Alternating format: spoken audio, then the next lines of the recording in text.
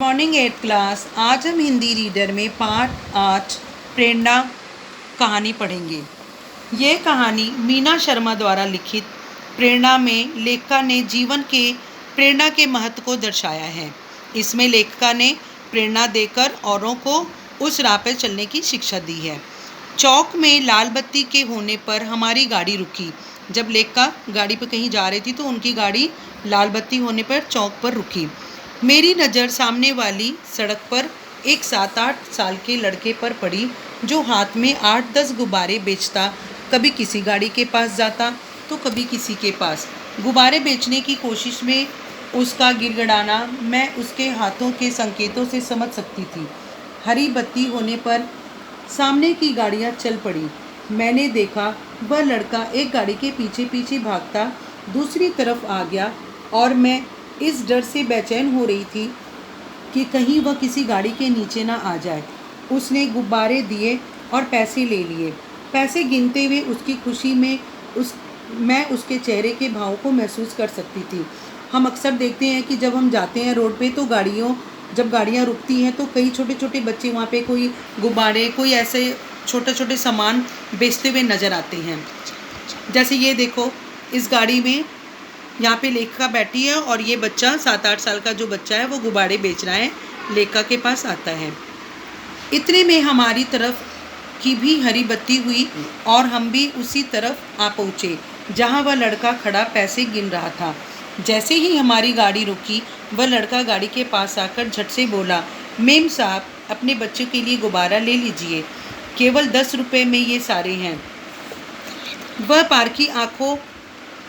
पारखी आंखों वाला मुझे इनकार करने का मौका दिए बिना ही तपाक से बोला, चलिए 5 में ले लीजिए। मैंने दोपहर से कुछ नहीं खाया। मैंने कहा, गुब्बारे तो मुझे नहीं चाहिए, चलो तुम्हें कुछ खिलाऊं।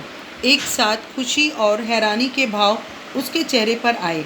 मैंने उसे बिस्किट देते हुए उससे पूछा, पढ़ते हो? उसने कहा, नहीं। मैंने पूछा, पढ़ोगे?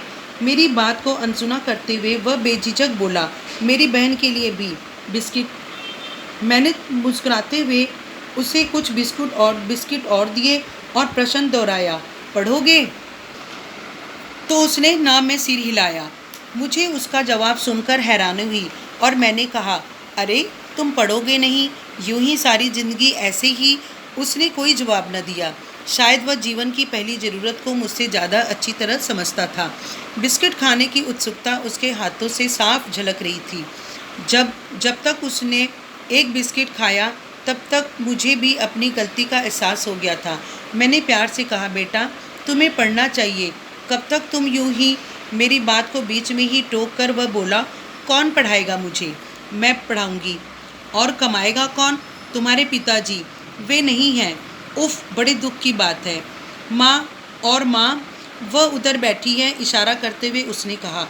उसके हाथ में संकेत का अनुसरण करते हुए मैंने देखा एक औरत दयनीय अवस्था में जिंदगी के साथ जद्दोजहद करते हुए गोद में बच्चे को लिए बैठी गुब्बारे फुला रही है। अच्छा तो तुम कमाते हो? अंदाज बदलते हुए मैंने कहा, हाँ मेरी बहन भी है।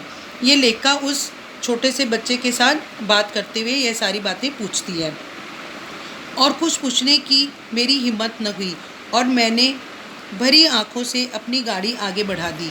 दूसरे दिन रविवार था। मुझे स्कूल से छुट्टी थी, लेकिन मैं जल्दी काम निपटाकर उसी चौराहे पर पहुंची। बच्चे अपनी माँ के पास बैठे डबल रोटी खा रहे थे। कुछ गुब्बारे पास ही पड़े थे। मुझे देखते ही पहचानने की चेष्टा करता हुआ मेरी तरफ एकटक देखने लगा और फिर कुछ याद करते हुए बोला, आपने मुझे कल बिस्किट दिए थे? हाँ तुमने ठीक पहचाना। मैंने कहा, मुझे पढ़ाने आई हो? नहीं, मैं तो तुमसे मिलने आई हूँ। वह हैरान था। मैं भाप गई कि उसे मेरी बात पर विश्वास नहीं हुआ। मैंने बात बदलते हुए पूछा, क्या नाम है तुम्हारा? मेरा नाम मनीष और मेरी बहन का नाम सीमा है। वह बोला, कितना सुंदर नाम है। कहते हुए मैं नीचे पैरों के बल उनके पास ही बैठ गई और पर्स में से 2 चॉकलेट निकाल कर उनकी तरफ बढ़ाई। वह कुछ समझने की चेष्टा करता हुआ मेरी तरफ देखने लगा।